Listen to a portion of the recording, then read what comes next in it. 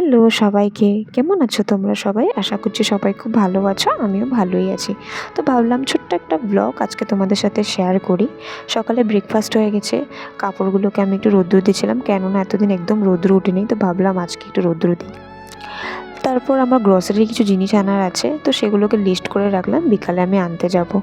তো রুমটাকে একটু ভালো করে গুছিয়ে রাখলাম, কেননা সেদিন সকালে আমি একদম সময় পাইনি। তো তারপর আমি একটু রুমটাকে ভালো করে গুছিয়ে নিলাম।